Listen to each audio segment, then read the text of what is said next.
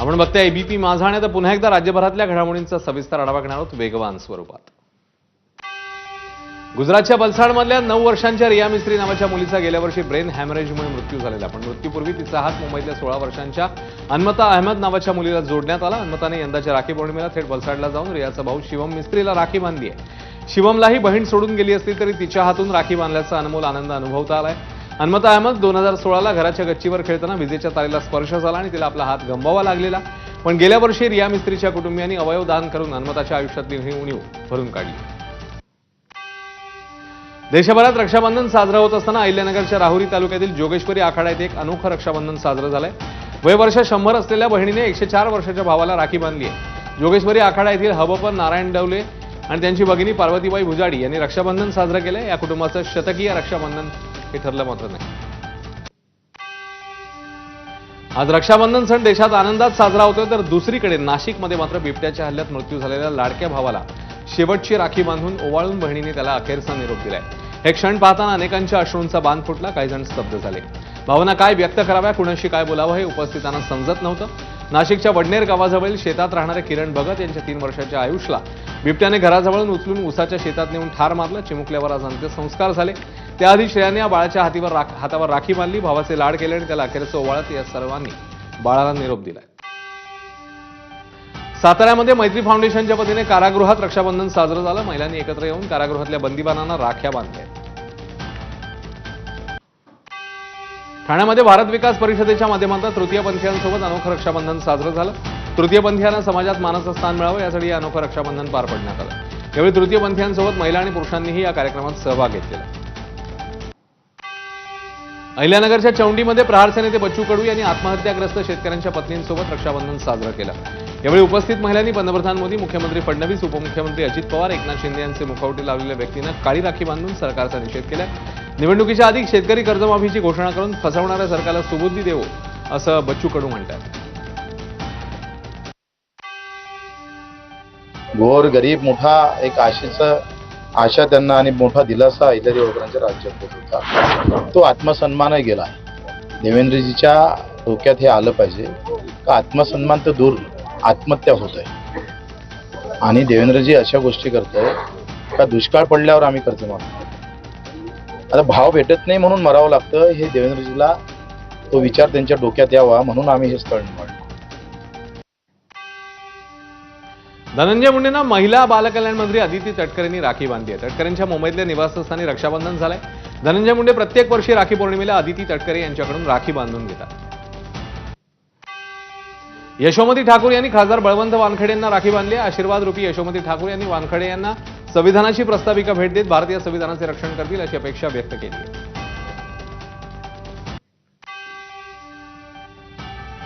आनंदाचा दिवस आहे। आज आमचे आदरणीय खासदार बळवंतदादांना राखी बांधलेली आहे दरवर्षीप्रमाणे, आणि दरवर्षीप्रमाणे मी माझ्या मतदारसंघातल्या प्रत्येक घरामध्ये निदान माझी एक राखी तरी पोचली पाहिजे असा एक अट्टहास मागच्या 17 वर्षांपासून करते। आमदार असो नसो काय फरक पडत नाही, पण ते भावनिक नातं आहे सगळ्यांसोबत आणि ते राहील आयुष्यभर। बहीण भावाच्या अतूट नात्याचा सण म्हणजे अर्थातच रक्षाबंधन। बहीण भावाचं नातं अधिक दृढ करणाऱ्या रक्षाबंधन सणाचा देशभरात उत्साह पाहायला मिळतोय। पंतप्रधान मोदींनी देशवासियांना रक्षाबंधनाच्या शुभेच्छा दिल्या। पंढरपूर नगरपालिकेच्या मुख्य इमारतीला गळती लागल्याचं समोर आलं। कर विभाग, आरोग्य विभाग, मुख्य सभागृहात मोठ्या प्रमाणात गळती पाहायला मिळते।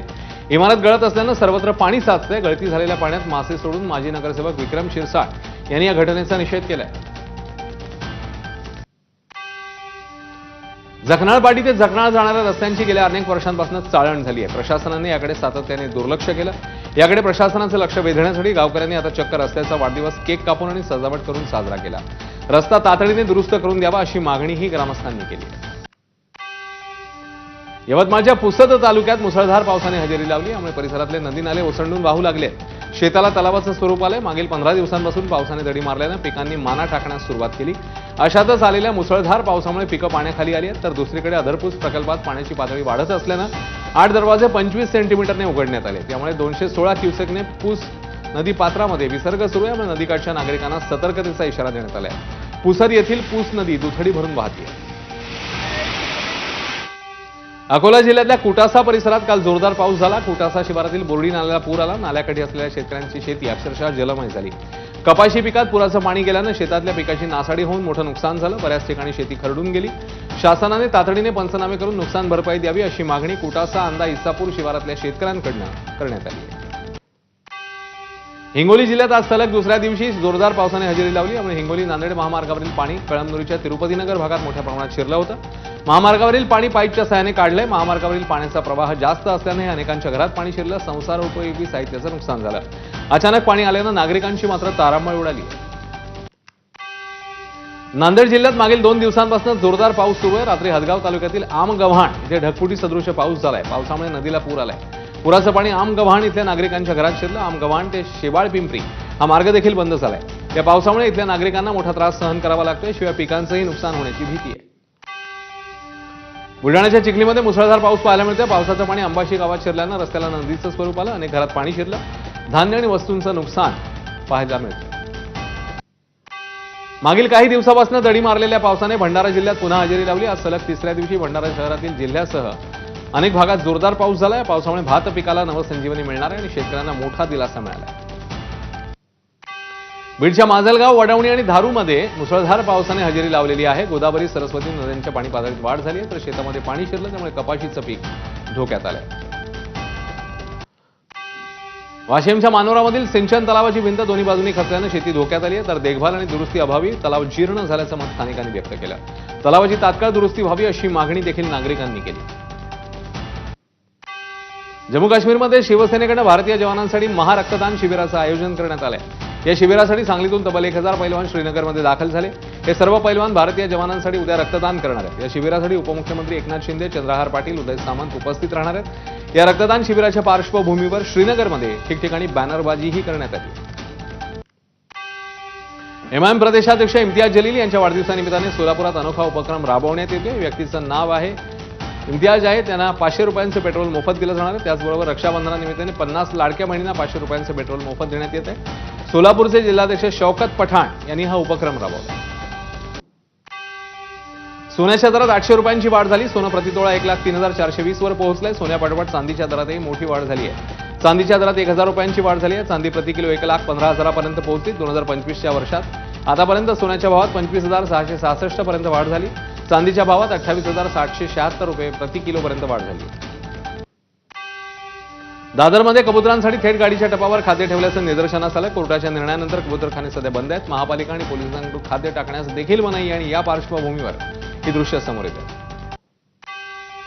वरळी बीडीडी चाळीतल्या 2 पुनर्वसित इमारतींमधल्या 556 घरांचा दावा रहिवाशांना 14 ऑगस्टला दिला जाणार आहे. माटुंग्यातल्या यशवंत नाट्य मंदिर इकडे हा सोहळा पार पडणार आहे. मुख्यमंत्री फडणवीस यांच्या हस्ते आणि उपमुख्यमंत्री गृहनिर्माण मंत्री एकनाथ शिंदे, उपमुख्यमंत्री अजित पवार हे कार्यक्रमाला उपस्थित असतील. रहिवासी 180 फुटांच्या चौरस फुटांच्या घरात थेट 500 चौरस फुटांच्या घरात आणि 40 मजली उत्तुंग इमारतीत राहायला जाणार आहेत. प्रातिनिधिक स्वरूपात 15 रहिवाशांना सदनिकांचा ताबा देण्यात येईल असं अधिकाऱ्यांनी म्हटलं. अनंत चतुर्दशीची सुट्टी रद्द करण्याच्या राज्य सरकारच्या निर्णयाला गणेशोत्सव समितीने विरोध केला. गेल्या 30 वर्षांपासून राज्यात अनंत चतुर्दशीची सुट्टी दिली जात असताना अचानक या दिवशी सुट्टी रद्द केल्यामुळे अनेक समस्या निर्माण होऊ शकतात. त्यामुळे अनंत चतुर्दशीची सुट्टी पूर्ववत केली जावी अशी मागणी समितीने केली. राज्य सरकारने यापूर्वीच्या आदेशानुसार गोपाळकाला निमित्ताने 16 ऑगस्टला तर अनंत चतुर्दशी निमित्ताने 6 सप्टेंबरला स्थानिक सुट्टी जाहीर केलेली. मात्र दोन्ही सुट्ट्या शनिवारी येत आहेत. राज्यात शनिवारी आणि रविवारी शासकीय निमशासकीय कार्यालयांना सुट्टी असते. त्यामुळे या सुट्ट्या बदलून त्याऐवजी नारळी पौर्णिमा तसंच ज्येष्ठा गौरी विसर्जनासाठी 2 सप्टेंबरला मुंबईत स्थानिक सुट्टी जाहीर केली आहे. जिल्हाधिकाऱ्यांनी आणि शहर उपनगरात स्थानिक सुट्टी जाहीर केल्यामुळे अनंत चतुर्दशीला मुंबईतल्या बँका, वित्तीय सेवा, केंद्र सरकारच्या कार्यालयांना सुट्टी लागू नसेल. मात्र या निर्णयामुळे गणेशोत्सव मंडळांमध्ये नाराजी आहे. मध्य रेल्वेवरील कल्याण, अंबरनाथ, बदलापूर इथे पायाभूत कामानिमित्ताने आज रात्रकालीन ब्लॉक घेण्यात येणार आहे. ब्लॉकमध्ये अंबरनाथ ते कर्जत दरम्यानची लोकल सेवा बंद ठेवण्यात येणार आहे. तर रविवारी मध्य रेल्वेच्या मुख्य हार्बर मार्गावर कोणताही ब्लॉक नसेल. शनिवारी रात्री 12:10 ते रविवारी सकाळी 6:55 या काळात हा ब्लॉक असेल. ब्लॉक कालावधीत अंबरनाथ ते कर्जत स्थानकांदरम्यान लोकल सेवा उपलब्ध नसेल. शनिवारी रात्री उशिरापर्यंत 21 लोकल सेवा रद्द राहतील. रविवारी सकाळी 27 लोकल रद्द केल्या जातील. पश्चिम रेल्वेवरही रात्रकालीन ब्लॉक असणार आहे. सांताक्रूज ते माहीम स्थानकादरम्यान अप आणि डाऊन जलद मार्गावर ब्लॉक असेल. शनिवारी रात्री 12 ते पहाटे 4:30 या कालावधीत ब्लॉक असेल. मध्य रेल्वेवर तिकीट तपासनिसांची कमतरता असल्यानं त्यांची जागा भरून काढण्यासाठी आता तिकीट बुकिंग क्लार्कचा वापर करण्यात येणार आहे. यासाठी मध्य रेल्वेने छत्रपती शिवाजी महाराज टर्मिनसवर 16 UTS सहाय्यक कंत्राटी पद्धतीने नियुक्त करण्यासाठी निविदा जारी केली आहे. रेल्वे अधिकाऱ्यांच्या मते या नवीन योजनेमुळे तिकीट तपासनिसांच्या कामात हातभार लागेल, अधिकाधिक फुकटे प्रवासी रोखण्यास मदत होणार आहे. मध्य रेल्वेवर UTS तिकीटसाठी नियुक्ती करण्यात येणाऱ्या सहाय्यकांमध्ये पहिली प्राथमिकता रेल्वेतील निवृत्त कर्मचाऱ्यांना दिली जाणार आहे. अनावश्यक हॉर्न वाजवणाऱ्यांना मुंबईत वाहतूक पोलिसांनी दणका दिलाय. 2024 मध्ये वाहतूक पोलिसांनी 21,492 चालकांवर कारवाई केली. वाहनांना चित्रविचित्र कर्णकर्कश प्रेशर हॉर्न लावले जातात. अनावश्यक हॉर्न वाजवल्यामुळे ध्वनी प्रदूषण होतं, आरोग्यावर विपरीत परिणाम होतो. त्यामुळे पोलिसांनी कारवाईचा बडगा उगारला. केंद्र सरकारकडून इलेक्ट्रिक वाहनांवरील सबसिडी 2028 पर्यंत वाढवण्यात आली आहे. PM ई-ड्राईव्ह स्कीमला 31 मार्च 2028 पर्यंत मुदतवाढ देण्यात आली आहे. केंद्र सरकारने 1 ऑक्टोबर 2024 पासून PM ई-ड्राईव्ह योजना सुरू केलेली 10,900 कोटी रुपयांची योजना मार्च 2026 ला संपणार होती, परंतु त्याआधीच या योजनेला मुदतवाढ देण्यात आली. दर महिन्याला 55,000 रुपये घराचं भाडं देणाऱ्या एका भाडेकरूला आयकर विभागाच्या नियमाकडे दुर्लक्ष करणं चांगलंच भोवलंय. आयकरने या भाडेकरूवर 1 लाखांचा दंड ठोठावलाय. अभिषेक असं या भाडेकरूचं नाव आहे आणि तो TDS संबंधी चलान आणि रिटर्न स्टेटमेंट दाखल करायला विसरला होता. आयकर विभागाच्या नियमानुसार जर कोणत्याही व्यक्ती 50,000हून अधिक भाडं देत असेल तर त्यावर 2% TDS कापणं बंधनकारक आहे. तर भाडेकरूने फॉर्म 26QC भरणं आवश्यक आहे आणि हा फॉर्म 16C घरमालकाने द्यायचा असतो. हे TDS प्रमाणपत्र असतं. जर TDS वेळेवर कापला नाही तर 10,000 ते 1 लाखापर्यंतचा दंड आकारला जाऊ शकतो. रक्षाबंधनाच्या मुहूर्तावर लाडक्या बहिणींच्या खात्यात नुकताच जुलै महिन्याचा हप्ता जमा झाला, पण आता राज्यभरातील तब्बल 26 लाख महिलांची घरोघरी जाऊन चौकशी होणार आहे. वेगवेगळ्या निकषांच्या आधारे लाभार्थी महिलांचे अर्ज आणि पात्रता तपासली जाणार आहे. या संदर्भात जिल्हा प्रशासनाला तसे आदेश देण्यात आले आहेत. एकाच घरातील 2 पेक्षा जास्त महिलांना लाडकी बहीण योजनेचा लाभ घेता येत नाही. मात्र 2 पेक्षा जास्त आणि 21 ते 65 वर्ष वयोगटात न बसणाऱ्या तब्बल 26 लाख महिलांनी या योजनेचा लाभ घेतल्याचं समोर आलेलं. या महिलांची यादी महिला आणि बालकल्याण विभागाने तयार केली आहे. 2 निकषांवर सध्या पडताळणी सुरू आहे.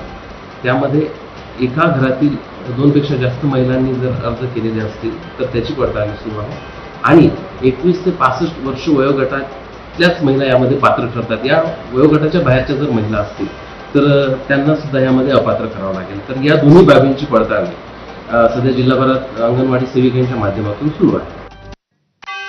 पुण्यातील खेवलकर प्रकरणी राज्य महिला आयोगाने पोलीस महासंचालकांना पत्र पाठवले. मानवी तस्करीच्या अनुषंगाने या प्रकरणाची विशेष तपास पथकाकडून चौकशी व्हावी अशी मागणी महिला आयोगाने केली आहे. प्रांजल खेवलकरांच्या मोबाईलमध्ये अश्लील व्हिडिओ आणि फोटो आढळले होते आणि मानवी तस्करीचा प्रकार असं महिला आयोग अध्यक्षा रुपाली चाकणकरांनी म्हटलेलं. या प्रकरणाची सखोल चौकशी करून संबंधित महिलांचं मूळ गाव, वय, वैद्यकीय अहवाल, ओळखपत्रांची खातरजमा व्हायला हवी अशी ही मागणी त्यांनी केली आहे. फसवणूक करून किंवा दबाव टाकून महिलांना पार्टीसाठी बोलवण्यात आलं का याचीही चौकशी व्हावी अशी ही मागणी महिला आयोगाने पत्रातनं केली. बाबा सिद्दीकी हत्या प्रकरणातील संशयित आरोपीला नेपाळमधून अटक झाली आहे. संशयित आरोपी सलीम शेख उर्फ सलीम पिस्टल याला नेपाळमधून अटक करण्यात आल्याची माहिती आहे. सलीम पिस्टलला भारतातील सर्वात मोठा हत्यार तस्कर म्हणून ओळखला जातो. नागपुरात शरद पवारांच्या उपस्थितीत निघालेल्या मंडल यात्रेत गर्दीचा फायदा घेत पाकिटमाराने डल्ला मारला. अनेक नेत्यांच्या खिशातनं रोख रक्कम आणि पाकिटे लंपास केली आहे. शरद पवार मंडल यात्रेसोबत व्हरायटी चौकावर असतानाच असाच एक पाकिटमार राष्ट्रवादी काँग्रेसच्या काही कार्यकर्त्यांच्या हाती लागला, तेव्हा पक्षाच्या कार्यकर्त्यांनी त्याला चांगला चोप दिला. त्याच्याकडनं चोरलेलं पाकिट जप्त करत पोलिसांच्या हवाली करण्यात आलं. राष्ट्रवादीचे नागपूर शहराध्यक्ष दुनेश्वर पेठे यांच्या खिशातनंही 20,000 रुपये चोरट्यांनी लंपास केल्याचं समोर आलं. ठाण्यामधल्या मुंब्रा शहरात रिक्षा चालकाला बेदम मारहाण करण्यात आली. 4 ते 5 जण मारत असतानाचा व्हिडिओ व्हायरल झाला. या प्रकरणी मुंब्रा पोलीस ठाण्यात अद्याप तरी कोणतीही तक्रार नसल्याचं समोर आलेलं आहे. घटनास्थळी पोलिसांची टीम रवाना झाली आणि रिक्षा चालक आणि मारहाण करणारे गावगुंड यांचा तपास पोलीस करतात.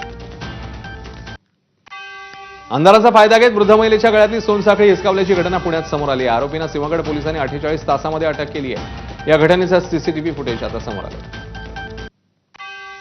अमरावतीच्या मोर्शी शहरात उपविभागीय अधिकारी प्रदीप पवार यांच्या कारची काच फोडून त्यात ठेवलेली रिव्हॉल्वर चोरट्यांनी चोरून नेली. शासकीय बंगल्याच्या टीन शेडमध्ये उभी केलेल्या खासगी कारची काच फोडून त्यात ठेवलेली रिव्हॉल्वर चोरून नेले. चोराने कारमध्ये ठेवलेल्या चाव्या उचलल्या आणि शासकीय बंगल्याचे गेट उघडून आत प्रवेश केला, पण तिथून काही चोरीला गेलं नाहीये. या घटनेने खळबळ उडाली आहे. शासकीय अधिकाऱ्यांच्या बंगल्यात देखील चोराने चोरीची हिंमत केल्यानं नागरिक तरी सुरक्षित आहेत का असा सवाल उपस्थित होतोय.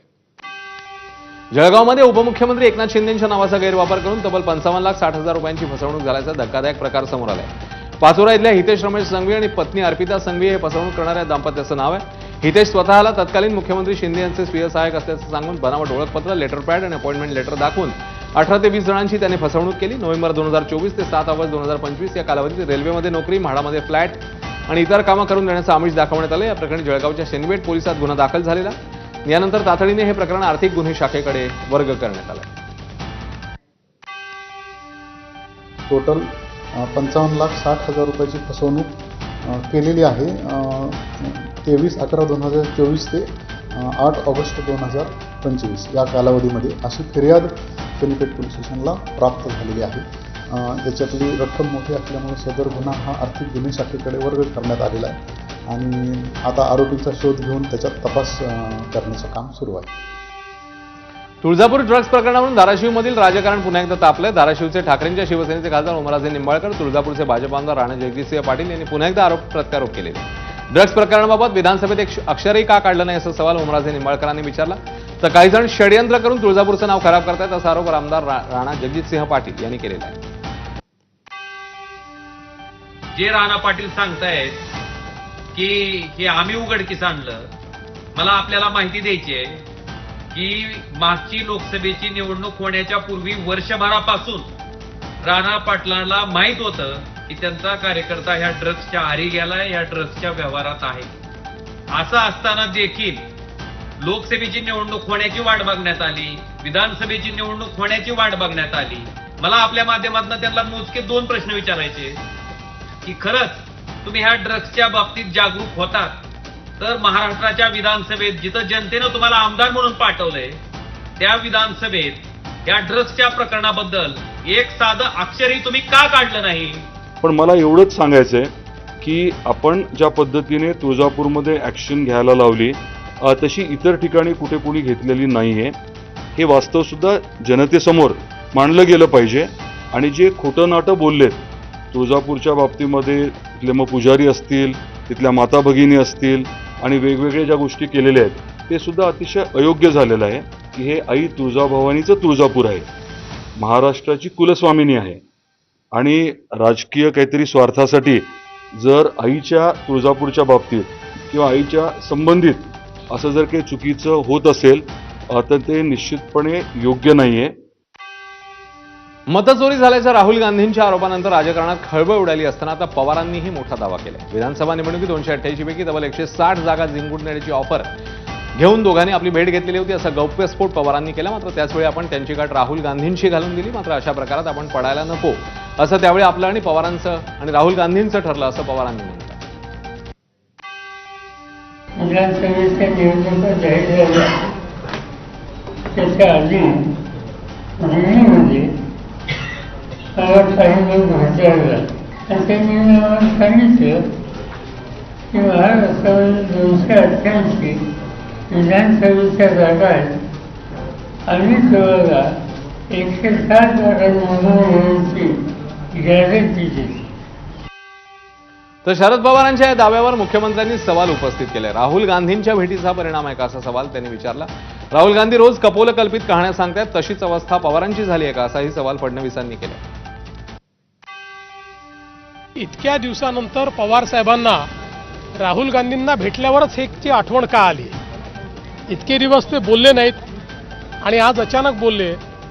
राहुल गांधी ज्याप्रमाणे सलीम जावेदच्या कहाण्या तयार करून त्यांच्या स्क्रिप्टवर त्या ठिकाणी रोज नवीन कपोलकल्पित कहाण्या सांगतायत, तशा प्रकारची अवस्था पवारसाहेबांची तर झाली नाही ना. शरद पवारांच्या दाव्यात तथ्य असेलही आदित्य ठाकरे यांनी ही प्रतिक्रिया दिली. तर निवडणूक आयोग भाजपच्या कार्यालयात चालतो अशीही टीका ठाकरेंनी केली. अनेक वर्ष पवारसाहेब राजकारणात आहेत आणि त्यांचा अनुभव हा खूप मोठा आहे. अनेक निवडणुका त्यांनी आयुष्यात पाहिलेल्या आहेत आणि पहिल्यांदा कदाचित आपण पाहतोय की वोट्सची चोरी जी होती ती एवढ्या उघडपणे झालेली आहे. साधारणपणे निवडणूक आयोग भाजपच्या कार्यालयातून चालतं हे आता कळायला लागलेलं आहे. अनेकदा असं होतं की आम्ही निवडणूक आयोगावर बोलतो आणि झोमतं ते भाजप. स्थानिक स्वराज्य संस्था निवडणुकांमध्ये महाविकास आघाडीसोबत नाही तर मनसेसोबत युती करून लढण्याचे संकेत खासदार संजय राऊत यांनी दिले. स्थानिक स्वराज्य संस्थांसाठी अजून कोणतीही आघाडी झालेली नाही असं खासदार राऊतांनी स्पष्ट केलंय. मुंबईसाठी ठाकरे बंधू स्वतंत्र भूमिका घेण्यास समर्थ आहेत असंही त्यांनी म्हटलं. स्थानिक स्वराज्य संस्थांसाठी अद्याप अशी कोणती आघाडी निर्माण झाली असेल ते मला सांगा तुम्ही. प्रत्येक महानगरपालिका जिल्हा परिषदेच्या क्षेत्रामध्ये स्थानिक आघाड्या निर्माण होत असतात. हा आतापर्यंत इतिहास आहे. अगदी स्थानिक, त्यात राजकीय पक्षसुद्धा अनेकदा नसतात. त्याच्यामुळे स्थानिक स्वराज्य संस्थांच्या बाबतीत निर्णय घेण्याचे अधिकार हे त्या शहरातल्या प्रमुख कार्यकर्त्यांना, पदाधिकाऱ्यांना असतात. मुंबई हा विषय सगळ्यांपेक्षा वेगळा असल्यामुळे मुंबईबाबत माननीय उद्धवजी आणि राजजी हे स्वतंत्र भूमिका घ्यायला समर्थ आहे.